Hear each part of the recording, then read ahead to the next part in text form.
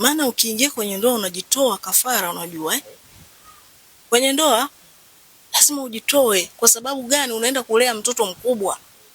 Kwa mwanamke unaenda kulea mtoto mkubwa. Kwa mwanaume pia unaenda kulea binti mkubwa mzima. Kwa hiyo mnavyoingia pale, wewe unakuwa mama kwa mumeo na mumeo anakuwa baba kwako.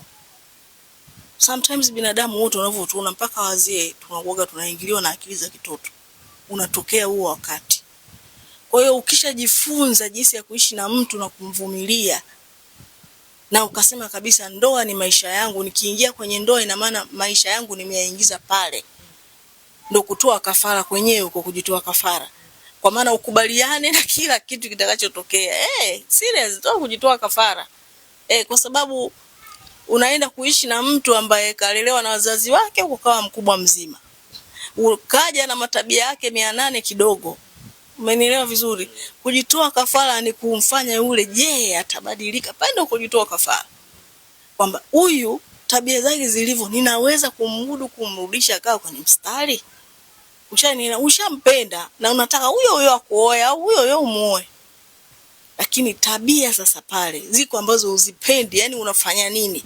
Ndio unapojitoa mhanga sasa. Kufanya wewe na yule mtu muwe kitu kimoja. Kwa hiyo hilo anayeoa lazima kwanza akubaliane na hilo. Na anayeolewa lazima akubaliane kwanza, kuna kukosa, kuna kukosoa, kuna kugombana, kuna kurekebishana. Hivi vote vipo. Usaliti mimi siuwekei sana. Sababu kwanza siupendi. Ukifanya kafanyie, mimi niko Dar es Salaam, kafanyie Morogoro, Kibaha huko, nisije kupata hata harufu yako ya usaliti. Sababu mpaka umekuja kunioa umeona nakutosheleza. Mpaka mimi nimeamua kuolewa na wewe nimeona wewe unanitosheleza. Kwa hiyo ninapoamua jambo lingine lolote baya ili kukuumiza, na kuwa nimedhamiria kwamba nikikukosa sawa, kwa sababu ya uchafu unaofanya nikiwa na wewe sawa. Kwa mtu wa namna hiyo na wenyewe inakuwa ni mtihani. Lakini tunaangalia vitu vya muhimu kwenye ndoa ambavyo vikitokea, wewe uliolewa unaweza kuvumilia, uliooa unaweza kuvumilia.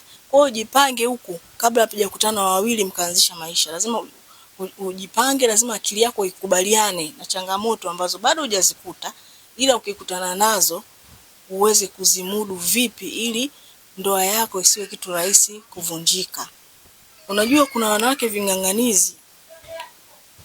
Yaani familia nzima inakuona kabisa wewe unakaa hapa lakini mwanaume hakupendi kabisa. Acha kufanya vitu vyote kamaliza. Hata sisi ndugu zako tumechoka hata kumuona wewe mwanaume. Lakini wewe unang'ang'ania ukiamini kuna siku atabadilika. Mimi niling'ang'ania mwanaume nikaolelewa wanawake 8. Mimi nikiwa mke wa 9. Yaani mimi nilikuwa wa kwanza, hawa 8 wote wamekuja nyuma yangu. Lakini kwa zile tabia jinsi zilivyokuwa, niliyebaki mvumilivu peke yangu. Hao wanawake wote hakuna hata mmoja aliyevumilia, aliyewahi kumaliza hata mwaka na huyo mwanaume. Na ilifikia hatua kwamba familia yangu hakuna hata mmoja anataka kusikia hata sauti yake kwa sababu ya matendo yake. Umeshaelewa vizuri nani huyo yuko saizi anayeweza kuvumilia hivyo? Hayupo. Umezingua na yeye anaenda kuzingua upande wa pili. Ukizingua mashariki anaenda kuzingua kaskazini. Umemnyima wewe, anatafuta danga lake, anapewa, maisha yanaenda. Hivyo. Yaani ukizingua naye unazingua biashara ya maisha, biashara ndoa inaishia hapo. Ndio wanawake walivyo sasa hivi. Na wanaume pia wako hivyo hivyo. Lakini mtu unamvumilia mtu mpaka yeye mwenyewe anasema huyu ana moyo na chuma. Hivi vote hivi bado tu nikienda kuomba msamaha nakubali. Anasikia mke wa kwanza, wa pili, wa tatu, wa 4, wa 5.